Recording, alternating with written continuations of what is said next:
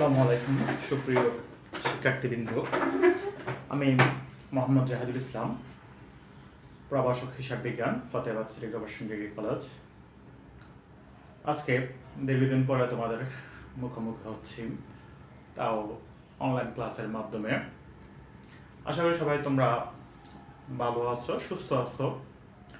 করোনার এই বৈশ্বিক দুর্যোগের মুহূর্তে দীর্ঘদিন তোমাদের সাথে আমাদের দেখা হচ্ছে না, তারপর আমরা অনলাইনের মাধ্যমে আজকে তোমাদের মুখোমুখি হচ্ছি। আজকে থেকে আমরা নিয়মিত অনলাইন ক্লাসগুলো চালিয়ে যাব, তোমরা নিয়মিত অনলাইন ক্লাসগুলো করবে। আশা করি এই ক্লাসের মাধ্যমে তোমরা উপকৃত হবে। তোমরা নিয়মিতভাবে আমাদের হিসাব বিজ্ঞানের এই পেজটা এবং আমাদের কলেজের পেজে এই হিসাব বিজ্ঞান অনলাইন ক্লাসগুলো নিয়ে তোমরা বিস্তারিত আলোচনা দেখতে পাবে। আজকে আমরা আলোচনা করব হিসাব বিজ্ঞান দ্বিতীয় পত্র, উচ্চ মাধ্যমিক হিসাব বিজ্ঞান দ্বিতীয় পত্র, ব্যবস্থাপনা হিসাব বিজ্ঞান, অধ্যায় 10, সহজ একটা অধ্যায়। এটা নিয়ে আমরা আজকে আলোচনা করব। এই অধ্যায়ের শুরুতে আমরা তোমাদের বেসিক কিছু বিষয় নিয়ে আলোচনা করব। বেসিক বিষয়গুলো হলো এই অধ্যায়ে কি কি লাগবে। সহজ একটা অধ্যায়, খুব সহজে আনসার করা যায়, খুব সহজে বোঝা যায়। তার মধ্যে এখানে একটা বিষয় হলো, এই অধ্যায় থেকে একটা হিসাব বিজ্ঞান দ্বিতীয় পত্র অধ্যায় 10 ব্যবস্থাপনা হিসাব বিজ্ঞান একটা অঙ্ক আসবে, নিশ্চিত 10 নাম্বার। হিসাব বিজ্ঞান দ্বিতীয় পত্রের মধ্যে 10 নম্বরের একটা অঙ্ক আসবে। পাশাপাশি তোমাদের ফিনান্স এন্ড ব্যাংকিং এর ফিনান্স ফার্স্ট পেপারের চতুর্থ অধ্যায়, এই অধ্যায় থেকে তাও একটা অঙ্ক আসে। এই অধ্যায়টা করলে তোমাদের দুইটা সুবিধা হবে। একটা হলো হিসাব বিজ্ঞান দ্বিতীয় পত্রের দশম অধ্যায়ে, আবার হলো ফিনান্স ফার্স্ট পেপারের চতুর্থ অধ্যায়। অর্থাৎ একটা অধ্যায় করলে তোমরা দুই দিক দিয়ে সুবিধা পাবে। তাই এই অধ্যায়টা করাবো, এটা সহজ একটা অধ্যায়। আমরা এই অধ্যায়টি নিয়ে আলোচনায় যাচ্ছি। আমি আগে শুরুতে এই অধ্যায়ের বেসিক বিষয়গুলো নিয়ে আলোচনা করব। আমি একটা উদাহরণ দিয়ে শুরু করব। ধরো আমরা একটা খাতা ব্যবসা করি, ঠিক আছে? এটা একটা খাতা, ধরো একটা খাতার বিক্রয় মূল্য, প্রতিটি খাতার বিক্রয় মূল্য 10 টাকা। আমরা একটা খাতা ধরো 10 টাকা করে বিক্রয় করি। প্রতিটি খাতার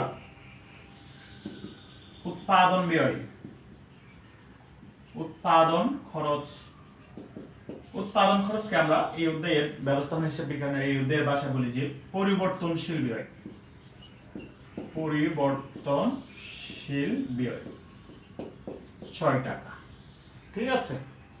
তাহলে ধরো এই খাতাগুলো বানানোর জন্য একটা আমাদের ঘর লাগবে, ঘর ভাড়া আছে, স্থির ব্যয় আছে ধরো 300 টাকা। স্থির ব্যয় 300 টাকা। এই বিষয়গুলো নিয়ে আমরা আলোচনা করব। কত টাকা লাভ করতে হবে আমি যদি একটা খাতা ব্যবসা করি, ঠিক আছে? এই বিষয়গুলো নিয়ে। তাহলে আমরা যদি একটা খাতা 10 টাকা করে বিক্রি করি, একটা খাতা বানানোর জন্য যদি 6 টাকার কাগজ লাগে, আর একটা খাতা বানানোর জন্য যদি একটা রুম লাগে বা দোকান লাগে, দোকান ভাড়া যদি আমাদের 300 টাকা হয়, তাহলে আমাদের লাভ করতে কিরকম হবে, কি সুবিধা অসুবিধা হবে, এগুলো নিয়ে আমরা আজকে আলোচনা করব। একটা মিনিট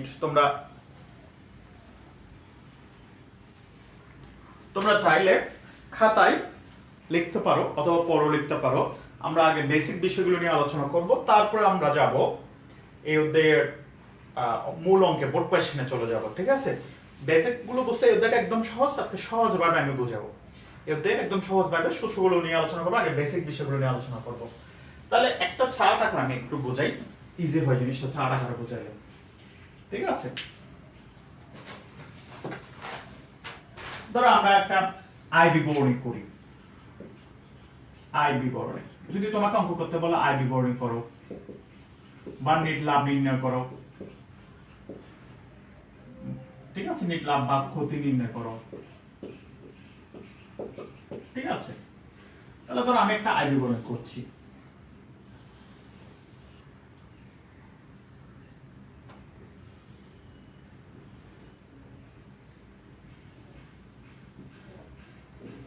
ধরো বিবরণ,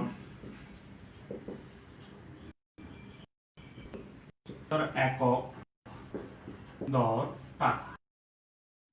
আমি 100 একক নিয়ে আলোচনা করবো, 100 এককের টাকা নিয়ে। ধরো আমরা একটা খাতা বিক্রয় মূল্য, বিক্রয় বিক্রয় এসে বলা হয় সেলস, সেলস 100 একক 10 টাকা করে যদি আমি খাতা বিক্রি করি, 100 টা খাতা যদি 10 টাকা করে বিক্রি করি, 100 টা খাতা যদি 10 টাকা করে বিক্রি করি, আমি 1000 টাকা দিয়ে খাতা বিক্রি করতে পারবো। আমি আবারও বলছি, আমি 100 টা খাতা বিক্রি করব 10 টাকা করে, 1000 টাকা। এক্সাম্পলটা বুঝলে সূত্রটা একদম ইজি হয়ে যায়, অঙ্কগুলো একদম ইজি হয়ে যায়। এখন মাইনাস প্রতি এককের পরিবর্তনশীল ব্যয়, পরিবর্তনশীল ব্যয়,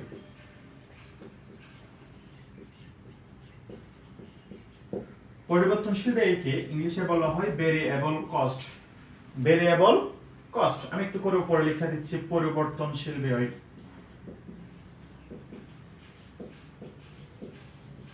পরিবর্তনশীল ব্যয় ইংলিশে বলা হয় ভেরিয়েবল কস্ট।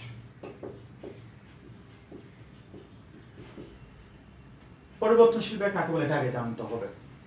পরিবর্তনশীল ব্যয় হলো যে ব্যয় উৎপাদন বাড়লে বাড়বে, কমলে কমবে, অর্থাৎ স্থির না।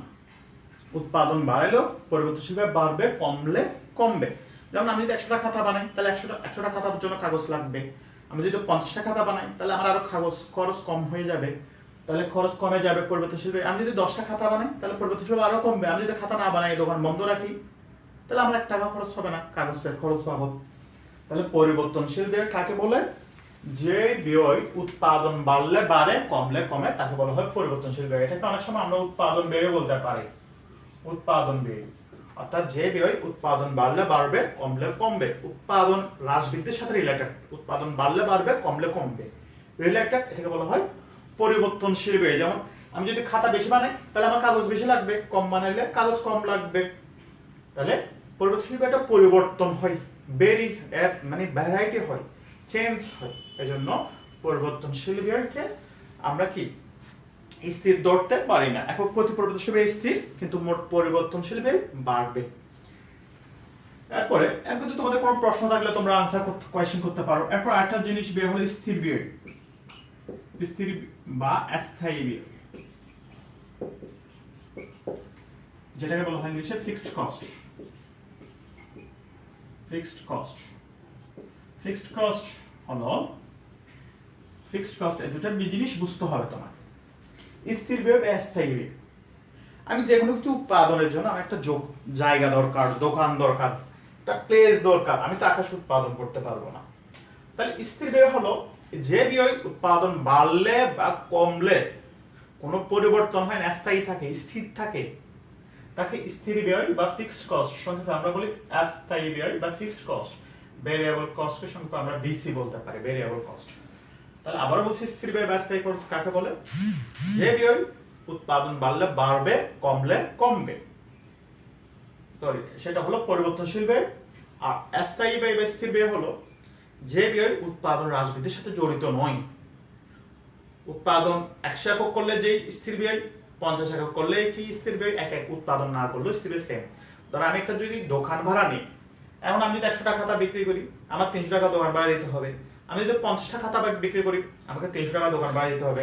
আমি যদি 10 টা খাতা বিক্রি করি, আমি যদি খাতা একদম বিক্রিও না করি, তাও আমাকে 300 টাকা দোকান ভাড়া দিতে হবে। দোকান ভাড়া কোনো পরিবর্তন হবে না। তাই স্থির ব্যয় উৎপাদন বাড়লে বা কমলে, বিক্রয় বাড়লে বা কমলে, এটার সাথে রিলেটেড নয়, এটা স্থায়ী থাকবে। তাহলে এই দুটো জিনিস অবশ্যই বুঝতে হবে এই অধ্যায়ে। একটা হলো পরিবর্তনশীল ব্যয় কাকে বলে, একটা হলো স্থির ব্যয় কাকে বলে। তারপর যদি না বুঝো তোমরা কমেন্টে প্রশ্ন করবে, আগামী ক্লাসে আমরা ক্লিয়ার করে দেব কারো কোনো প্রশ্ন থাকলে কোনো বিষয়ে। তাহলে আমাকে যদি বলো যে একটা আয় বিবরণী করো, নিট লাভ নির্ণয় করো, নিট ক্ষতি নির্ণয় করো, তাহলে আমরা একটা চার্ট করি, অনেকটা আয় বিবরণী করি। তাহলে বিক্রয়, ধরো আমরা এখানে একক দর না দেখালে আলাদাভাবে ব্র্যাকেটে দেখাইতে পারতাম, আমি এখানে গড় আকারে দেখাচ্ছি। ধরো আমি 100 একক খাতা বিক্রি করেছি, 100 টি খাতা বিক্রি করেছি, একটা খাতা 10 টাকা করে, 1000 টাকা। এখানে 100 এককের টাকাটা আমি দেখাচ্ছি। আমি পরিবর্তনশীল ব্যয়, ভেরিয়েবল কস্ট, আমি 100 টা খাতা বানাইতে খরচ পড়ছে, উৎপাদন করতে খরচ পড়েছে একটা 6 টাকা করে। তাহলে 100 টা খাতার জন্য আমার খরচ হয়েছে কত টাকা? 600 টাকা। তাহলে এখন যদি আমি দেখ 1 এককের বিক্রয় মূল্য থেকে এককের পরিবর্তনশীল ব্যয় বাদ দিলে একটা খাতার বিক্রয় মূল্য 10 টাকা, একটা খাতা বানানো খরচ 6 টাকা, তাহলে আমার এখানে লাভ হয়েছে কয় টাকা? 4 টাকা। এটাকে বলা হয় অবদান বা অনুদান, অনুদান প্রান্ত, অনেকগুলো নাম আছে, বা দত্তাংশ, বা সংক্ষেপে বলা হয় কন্ট্রিবিউশন মার্জিন, সংক্ষেপে আমরা বলি সিএম, কন্ট্রিবিউশন মার্জিন। তাহলে এই একটা জিনিসের অনেকগুলো নাম, অবদান, অনুদান, দত্তাংশ, কন্ট্রিবিউশন মার্জিন, সবগুলোই একটা বিষয়ের নাম। ঠিক আছে, তাহলে একক প্রতি বিক্রয় মূল্য থেকে একক প্রতি পরিবর্তনশীল ব্যয় বাদ দিলে একক প্রতি অবদান বা অনুদান বা দত্তাংশ বা কন্ট্রিবিউশন মার্জিন পাওয়া যায়। আমি আবারও বলি, তোমরা যদি বলো যে অবদান কাকে বলে, অনুদান কাকে বলে, দত্তাংশ কাকে বলে, বা কন্ট্রিবিউশন মার্জিন কাকে বলে, এই সেম অবদান, অনুদান, দত্তাংশ, কন্ট্রিবিউশন মার্জিন প্রতিটা কথাই একই রকম। তাহলে একক প্রতি বিক্রয় মূল্য থেকে একক প্রতি পরিবর্তনশীল ব্যয় বাদ দিলে যেটা পাওয়া যায় সেটাকে বলা হয় একক প্রতি অবদান। তাহলে একক প্রতি অবদান কয় টাকা? 4 টাকা। তাহলে আমি একটাতে 4 টাকা আমার লাভ হয়েছে, আমরা হিসাব বিজ্ঞানের ভাষায় এটাকে মোট লাভও বলতে পারি। তাহলে একটাতে যদি 4 টাকা লাভ হয়, 100 টাকা, তার মধ্যে আমার মোট লাভ হয়েছে কত টাকা? 400 টাকা। একটু দেখো আবারও তোমরা জিনিসটা বুঝো কিনা।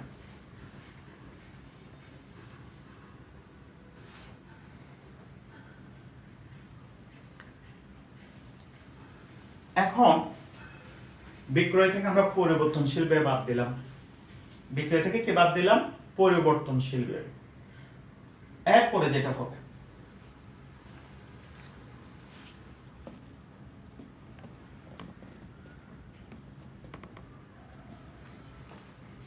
বিক্রয় থেকে পরিবর্তনশীল ব্যয় বাদ দিলাম, পাইলাম কি? অবদান।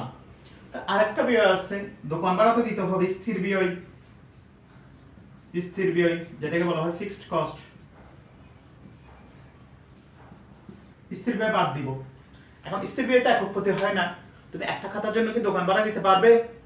স্থির ব্যয় সবসময় মোট টাকায় হয়, স্থির ব্যয় কখনো একক প্রতি হয় না। পরিবর্তনশীল ব্যয় একক প্রতি হয় কেন? আমি একটা খাতার উৎপাদনের জন্য কত টাকা খরচ হবে সেটা একক প্রতি ব্যয় করা যায়, স্থির ব্যয় মোট টাকায় হয়। তাহলে আমার 300 টাকা যদি দোকান ভাড়া হয়, আমার স্থির ব্যয় ধরো 300 টাকা, তাহলে আমার মোট লাভ বা নেট লাভ, নেট লাভ বা মুনাফা, ঠিক আছে, বা মুনাফা কত টাকা? 100 টাকা। তাহলে একদম সহজ, আমার আয় বিবরণ হয়ে গেল। তোমাকে যদি বলে যে নেট লাভ নির্ণয় করো, আয় বিবরণ তৈরি করো, নেট লাভ বা নেট ক্ষতি দেখাও, ঠিক আছে, তাহলে কিভাবে করবে? বিক্রয় থেকে পরিবর্তনশীল ব্যয় বাদ দিব, সেখান থেকে স্থির ব্যয় বাদ দিব, মুনাফা আসবে। বিক্রয় থেকে পরিবর্তনশীল ব্যয় বাদ দেব, সেখান থেকে স্থির ব্যয় আসবে, মুনাফা আসবে। তাহলে একক প্রতি থেকে একক প্রতিকে মোট একক দ্বারা গুণ করলে মোট টাকা বের হওয়া যায়। তো একটা খাতার বিক্রয় মূল্য 10 টাকা, তাহলে আমি 100 টাকা বিক্রি করছি, তাহলে মোট বিক্রয় মূল্য কত? 1000। একটা খাতার উৎপাদন খরচ বা পরিবর্তনশীল ব্যয় 6 টাকা, তাহলে 1000টা 100টা খাতার পরিবর্তনশীল ব্যয় বা উৎপাদন খরচ 600 টাকা মোট টাকায়। তাহলে 100 টাকাটা এমনি আমাদের দত্তাংশ বা অবদান প্রান্ত বা হিসাব বিজ্ঞানের ভাষায় মোট লাভ হলো 4 টাকা করে, তাহলে 100 টাকাতে 400 টাকা লাভ হয়েছে। এরপরে তুমি দোকান ভাড়া দেওয়ার পর আর আছে কত তোমার? 100 টাকা। এটাকে বলা হয় নেট লাভ। এটা একটা আয় বিবরণী। আয় বিবরণী করতে বলে তোমরা এভাবে করতে পারবে। চাইলে আমরা এই দুইটা একক দরগুলো গড়গুলো করলেও চলবে, না করলেও চলবে। এখন ধরো আমি 75 একক করলাম, 75 একক, একক বিক্রয় করলাম। আমি যদি 75টা খাতা বিক্রি করতে পারি, ধরো আমার বিক্রয়টা কমে গেছে, তাহলে আমি 75 টাকা খাতা বিক্রি করলে আমার লাভ ক্ষতি কি হবে? তাহলে 75টি খাতা 10 টাকা করে, একটা খাতা 10 টাকা করে 750 টাকা। 75টা খাতা আমার বানাইতে খরচ পড়বে, উৎপাদন খরচ পড়বে 6 টাকা করে। 75 গুণ 6 কত হয়? ঠিক আছে, 75 গুণ 6 হবে যে তোমার কত? 450 টাকা। তাহলে আমার অবদান থাকে কত? 300 টাকা। আমি আবারও বলছি, আমি যদি 75টা খাতা বিক্রি করতে পারি, 75টা খাতা 10 টাকা করে 750 টাকা বিক্রয় মূল্য আসবে। তখন আমার 75টা খাতা বানাইতে কাগজ লাগবে 6 টাকা করে প্রতিটা খাতায়। তাহলে 75 গুণ 6 450 টাকা। এখন আমার 300 টাকা মোট লাভ আছে, সেখান থেকে আমি দোকান ভাড়া দিলে আমার 1 টাকাও লাভ হবে না, 1 টাকাও লাভ হবে না। তাহলে আমি 75টা খাতা বিক্রি করলে আমার 1 টাকাও লাভ হয় না। আয় ব্যয় সমান হয়ে গেছে। মোট আয় 750 টাকা, আর মোট ব্যয়। তাহলে মোট ব্যয় কেমনে বের করব, এখানে একটা কথা বলে নিই, মোট ব্যয় মানে কি, মোট পরিবর্তনশীল ব্যয় প্লাস মোট স্থির ব্যয়, অর্থাৎ স্থির ব্যয়। ঠিক আছে, ধর এখানে মোট আয় আর মোট ব্যয় সমান, তাহলে এখানে মোট ব্যয় কত, পরিবর্তন ব্যয় 450 টাকা, স্থির ব্যয় 300 টাকা, তাহলে 750 টাকা। তাহলে এই 75 একক নিয়ে অনেক কথা আছে, এখানে আমি একটু পরে বলতেছি। এবার 50 একক নিয়ে বলি কথা। আমি যদি 50 টাকা খাতা বিক্রি করতে পারি, আরো বিক্রয় কমে গেছে, তাহলে 50 টাকা খাতা 10 টাকা করে বিক্রয় মূল্য হবে 500। 50 টাকা খাতা 6 টাকা করে উৎপাদন খরচ 6 টাকা করে, ঠিক আছে, 50 টাকা খাতা 6 টাকা করে 300, তাহলে আমার অবদান প্রান্ত হচ্ছে 200। সেখান থেকে 300 টাকা যদি আমি গড় ভাড়া দিই, তাহলে আমার ক্ষতি হচ্ছে 100। তাহলে আমি যদি 50 টাকা খাতা বিক্রি করি, তাহলে আমার ক্ষতি হবে। 50 টাকা খাতা বিক্রি করলে কি হচ্ছে, ব্র্যাকেট মানে ক্ষতি মাইনাস। ঠিক আছে, তাহলে এখানে একটা জিনিস দেখলাম যে আমার বিক্রয় যদি 100 একক হয়, 100 টাকা লাভ হয়। বিক্রয় যদি 75 একক হয়, আমার লাভও হয় না, ক্ষতিও হয় না। বিক্রয় যদি 50 একক হয়, আমার ক্ষতি হয়। তাহলে এবার এই চার্টে একটা জিনিস নিয়ে, তাহলে আমার যদি আয় বিবরণী করতে বলে একক দেয়া থাকে, 100 একক দেয়া থাকলে আমরা 100 এককে লাভ বের করব। 75 একক দেয়া থাকলে 75 একক, 50 একক থাকলে 50 একক। অনেক সময় দুইটা বা তিনটা একক দেয়া থাকে, বলে যে লাভ নির্ণয় করো, তখন আমরা এভাবে পাশাপাশি করে করতে পারবো। ঠিক আছে, একক দেয়া থাকলে পাশাপাশি করে করতে পারবো। ঠিক আছে, আর একটা একক দেয়া থাকলে একটা এককে করা যাবে। ঠিক আছে, এখন সবচেয়ে মজার ব্যাপার হলো এই পয়েন্টটা নিয়ে। তাহলে 75 একক বিক্রি করলে আমার লাভও হয় না, ক্ষতিও হয় না। এটাকে বলা হয় সমচ্ছেদ বিন্দু। সমচ্ছেদ বিন্দু ইংলিশে বলা হয় ব্রেক ইভেন পয়েন্ট, সংক্ষেপে বলা হয় বিইপি। খুব গুরুত্বপূর্ণ। তাহলে ব্রেক ইভেন পয়েন্ট কাকে বলে? ব্রেক ইভেন পয়েন্ট বা সমচ্ছেদ বিন্দু বুঝতে হবে তোমাদেরকে। সমচ্ছেদ বিন্দু ইংলিশে বলা হয় ব্রেক ইভেন পয়েন্ট। আমি আবারও বলছি, সংক্ষেপে বলা হয় বিইপি। এই উদ্যোগটা ফিনান্সও লাগবে, অ্যাকাউন্টিং এ যেভাবে লাগবে ফিনান্সও অনুরূপ ভাবে এই উদ্যোগটা তোমাদের লাগবে। তাহলে সমচ্ছেদ বিন্দু বা ব্রেক ইভেন পয়েন্ট কাকে বলে?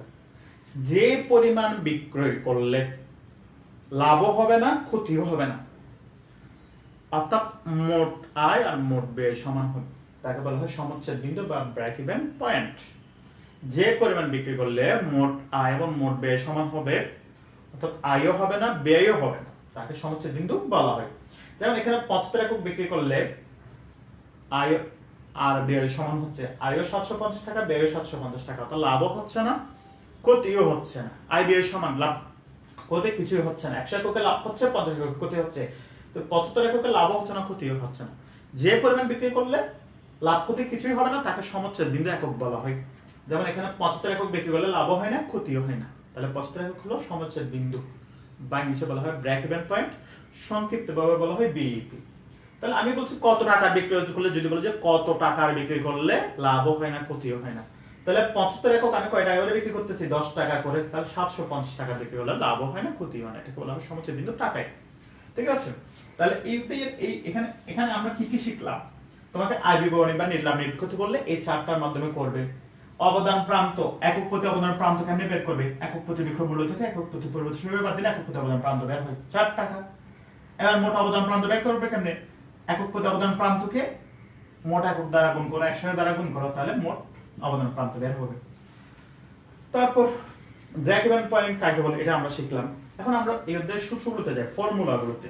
ঠিক আছে, আমরা এখন ফর্মুলাগুলো আলোচনা করব। এই চারটা রেখে আমি আলোচনা করব। 1 নাম্বার সূত্র, 1 নাম্বার সূত্র, 1 নাম্বার সূত্র, গুরুত্বপূর্ণ সূত্রগুলো। একক প্রতি অবদান প্রান্ত, অবদান, অনুদান, দত্তাংশ, কন্ট্রিবিউশন মার্জিন। আমি বলছি একই কথা, একক প্রতি অবদান যে কথা, অনুদান একই কথা, দত্তাংশ একই কথা, কন্ট্রিবিউশন মার্জিন একই কথা।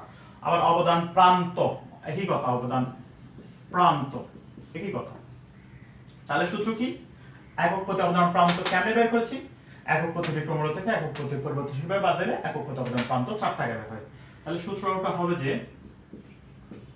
একক প্রতি বিক্রয় মূল্য, ইংলিশে বলা হয় sales value per unit, sales value per unit. একক প্রতি বিক্রয় মূল্য থেকে একক প্রতি পরিবর্তনশীল ব্যয় বাদ যাবে, পরিবর্তনশীল ব্যয়। তাহলে আমি 1 নম্বর সূত্র, একক প্রতি অবদান প্রান্ত বা অনুদান বা দত্তাংশ বা কন্ট্রিবিউশন মার্জিন কেমনে বের হবে? একক প্রতি বিক্রয় মূল্য থেকে একক প্রতি পরিবর্তনশীল ব্যয় বাদ দিব। তাহলে একক প্রতি বিক্রয় মূল্য আমাদের এখানে কত টাকা? 10 টাকা।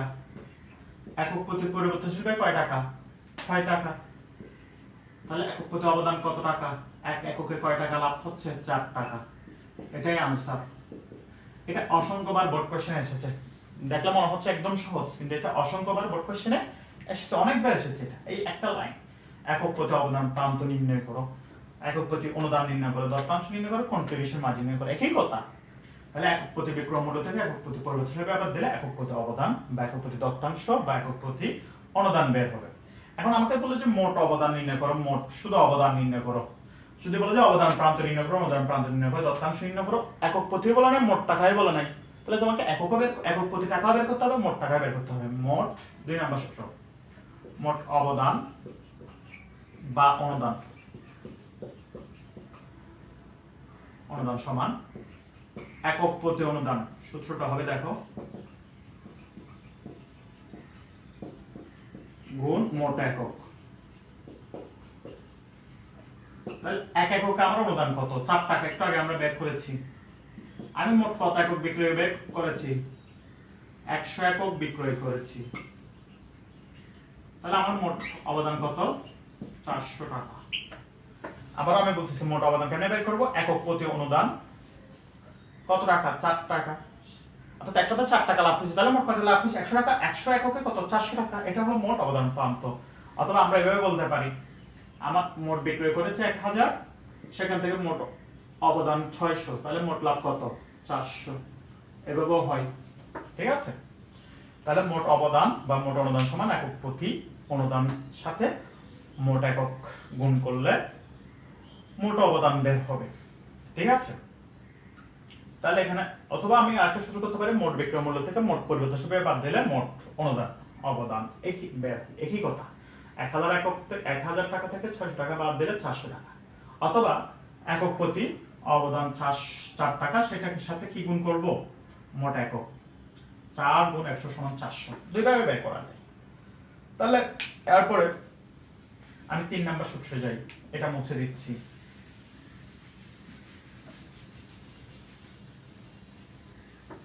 ঠিক আছে, এবার আমরা 3 নাম্বার একটা সূত্রে যাই। মুনাফা যদি কখনো বের করতে বলে, মুনাফা, এই যে উপরে দেখো আমি মুনাফা বের করেছি, নেট লাভ বা মুনাফা, নেট লাভ বা মুনাফা বের করতে বললে তাহলে কিভাবে বের করেছি? নেট লাভ বা মুনাফা বিক্রয় থেকে মাইনাস পরিবর্তনশীল ব্যয়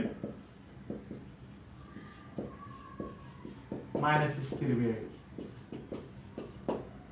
তাহলে মোট টাকা দেয়া থাকলে মোট টাকা দ্বারা গুণ করব। ধরো আমি এভাবে বের করতে পারি, 100 একক 10 টাকা করে বিক্রয়, 100 একক 6 টাকা করে পরিবর্তনশীল ব্যয়, স্থির ব্যয় কত টাকা? 300 টাকা। ঠিক আছে, অর্থাৎ মোট বিক্রয় কত টাকা? 1000 টাকা বিক্রয়, সেখান থেকে পরিবর্তনশীল ব্যয় 600 টাকা বাদ দিব, সেখান থেকে 300 টাকা স্থির ব্যয় বাদ দিব, তাহলে আমার মুনাফা কত আসবে? 100 টাকা। ঠিক আছে, আরেকভাবে বের করা যায়, অথবা, ঠিক আছে, অর্থাৎ বিক্রয় থেকে পরিবর্তনশীল ব্যয় বাদ দেব, সেখান থেকে স্থির ব্যয় বাদ দেব, তারপর মুনাফা আসবে। আরেকভাবে বের করা যায়, এই যে অবদান থেকে কন্ট্রিবিউশন মার্জিন থেকে, অথবা মুনাফা সমান কন্ট্রিবিউশন মার্জিন বা অবদান প্রান্ত বা কন্ট্রিবিউশন মার্জিন থেকে কি বাদ দিব? স্থির ব্যয়। এই যে অবদান প্রান্ত 400 টাকা থেকে স্থির ব্যয় 300 টাকা বাদ দিলে 100 টাকা আসবে। তাহলে অবদান প্রান্ত যদি দেয়া থাকে 400 টাকা থেকে 300 টাকা বাদ দেব, তাহলে মুনাফা কত টাকা? 100 টাকা। একই কথা। তাহলে আমরা কি বের করলাম? মুনাফা কেমনে বের করব এটাও শিখলাম। লাস্ট ওয়ান, এই অধ্যায়ে আজকে আমরা লাস্ট যেটা আলোচনা করব সেটা হলো সমচ্ছেদ বিন্দু বের করো। তোমাকে বলবো যে ব্রেক ইভেন পয়েন্ট বা সমচ্ছেদ বিন্দু বের করো। ফিনান্সও আসবে, অ্যাকাউন্টিং আসবে, খুব গুরুত্বপূর্ণ, বারবার আসবে, খুব বেশি আসবে। কি বললাম? কি বের করবো আমরা এখন? 5 নম্বর সূত্র, সমচ্ছেদ বিন্দু বা ব্রেক ইভেন পয়েন্ট,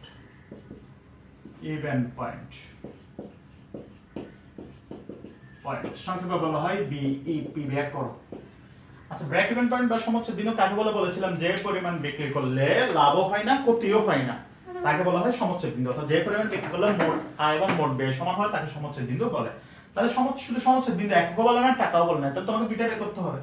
একটা হবে সমচ্ছেদ বিন্দু একক, কত একক বিক্রি করলে লাভ ক্ষতি হবে না। সমচ্ছেদ বিন্দু একক, কত একক বিক্রি করলে লাভ ক্ষতি হবে না সেটা বের করতে হবে। আরেকটা যেটা বের করতে হবে সমচ্ছেদ বিন্দু টাকা।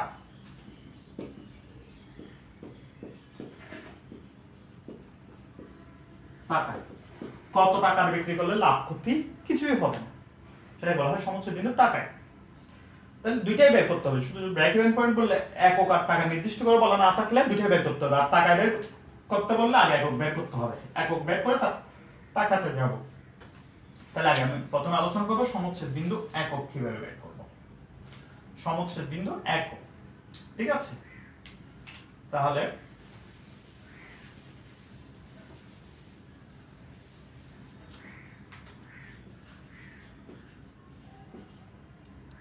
পাঁচ নাম্বার সূত্র, না কত, 1 2 3 4 নম্বর, এটা সমচ্ছেদ বিন্দু একক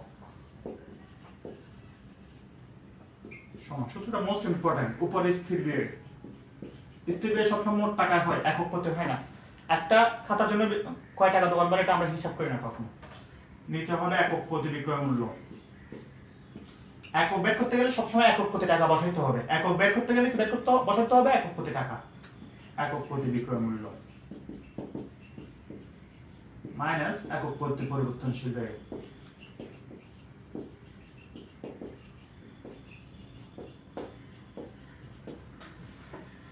তাহলে দেখো একক প্রতি স্থির ব্যয়, মোট স্থির ব্যয় কত? 300 টাকা। মোট দোকান ভাড়া কত? 300। একক প্রতি বিক্রয় মূল্য কত? 10 টাকা। একটা খাতা বিক্রয় মূল্য 10 টাকা। একটা খাতা প্রতি ব্যয় কয় টাকা? 6 টাকা। তাহলে এখানে যদি আমি পাশাপাশি লিখি তাহলে 300, 10 থেকে 6 গেলে কত? 4। এবার 300 কে 4 দ্বারা ভাগ করি, 75 একক। তাহলে আসছে, এটাই आंसर। তাহলে সমচ্ছেদ বিন্দু একক কাকে বলে? যে পরিমাণ বিক্রি করলে লাভও হবে না ক্ষতি হবে না, অর্থাৎ মোট আয় এবং মোট ব্যয় সমান হবে তাকে বলা হয় সমচ্ছেদ বিন্দু একক। তাহলে কেমনে বের করব? সূত্রটা হবে উপরে স্থির ব্যয় ফিক্সড কস্ট, যেটাকে বলা হয় স্থির ব্যয় ডিভাইড বাই একক প্রতি বিক্রয় মূল্য মাইনাস একক প্রতি পরিবর্তনশীল ব্যয়। স্থির ব্যয় 300 টাকা, একক প্রতি বিক্রয় মূল্য 10 টাকা, একক প্রতি পরিবর্তনশীল ব্যয় 6 টাকা। তাহলে 300 টাকা থেকে 10 - 6 = 4। তাহলে 300 কে 4 দ্বারা ভাগ করলে 75 একক। তাহলে দেখো 75 একক বিক্রি করলে আমার লাভও হয় না ক্ষতি হয় না, আয় ব্যয় কত? সমান, অর্থাৎ জিরো। নির্লাভ কি হবে? জিরো হবে। আয় লাভও হবে না ক্ষতিও হবে না। 75 একক বিক্রি করলে লাভও হবে না ক্ষতি হবে না। এবার সমচ্ছেদ বিন্দু টাকায়, টাকায় সবসময় টাকায় বের করতে গেলে একক প্রতি একককে মোট একক দ্বারা গুণ করতে হবে। অর্থাৎ 75 একক বিক্রি করলে লাভও হবে না ক্ষতি হবে না। তাহলে এক এককের বিক্রয় মূল্য কত? 10 টাকা করে। তাহলে 10 টাকা গুণ 75, 750 টাকা বিক্রি করলে লাভও হবে না ক্ষতিও হবে না, ঠিক আছে? একক প্রতি সমচ্ছেদ বিন্দু, সমচ্ছেদ বিন্দু একক, সরি, সমচ্ছেদ বিন্দু একক বা ব্রেক ইভেন একক বলে, ব্রেক ইভেন একক গুণ মোট একক, সরি, একক প্রতি বিক্রয় মূল্য, বিক্রয় মূল্য। তাহলে সমচ্ছেদ বিন্দু একক কত একক বিক্রি করলে লাভ হবে না ক্ষতি হবে না? 75 একক। একক প্রতি বিক্রয় মূল্য কয় টাকা করে? 10 টাকা করে। তাহলে 750 টাকা বিক্রি করলে লাভও হবে না ক্ষতিও হবে না, ঠিক আছে? তাহলে সমচ্ছেদ বিন্দু টাকা বের করতে গেলে আগে কি বের করতে হবে? সমচ্ছেদ বিন্দু একক বের করতে হবে, 75 একক টাকা বের করতে হবে। আর সমচ্ছেদ বিন্দু বের করতে বলে একক টাকা কিছু না বললে দুটাই বের করতে হবে। সমচ্ছেদ বিন্দু এককও বের করতে হবে, টাকাও বের করতে হবে। তাহলে সমচ্ছেদ বিন্দু একক সমান স্থির ব্যয় ডিভাইড বাই একক প্রতি বিক্রয় মূল্য মাইনাস একক প্রতি পরিবর্তনশীল ব্যয়। আর সমচ্ছেদ বিন্দু টাকা সমান কি? সমচ্ছেদ বিন্দু একক গুণ একক প্রতি বিক্রয় মূল্য। সমচ্ছেদ বিন্দুর আরো দুইটা সূত্র আছে, সেটা আমরা আগামী ক্লাসে আলোচনা করব। আজকে এতটুকুই। আগামী ক্লাসে আমরা এদের বিস্তারিত আলোচনা করব এবং ঢাকা বোর্ড, রাজশাহী বোর্ড 2017 সালে অঙ্কগুলো করাবো, এদের বিস্তারিত আলোচনা করব। আজকে এই পর্যন্ত। ধন্যবাদ সবাইকে এই অধ্যায়টা আমাদের 3 ক্লাসের মধ্যে শেষ হবে। তোমরা 3টা ক্লাস টানা করলে দুইটা অধ্যায়ে দুইটা অঙ্ক পাবে। একটা হলো ফিনান্স ফার্স্ট পেপারের 4র্থ অধ্যায় এবং হিসাব বিজ্ঞান দ্বিতীয় পত্রের 10ম অধ্যায়। ধন্যবাদ সবাইকে। আজকে এই পর্যন্ত। তোমরা কোনো প্রশ্ন থাকলে কমেন্টে করবা আর কমেন্টে বলবা, আমি এগুলো আলোচনা করার চেষ্টা করব। ধন্যবাদ সবাইকে। আসসালামু আলাইকুম।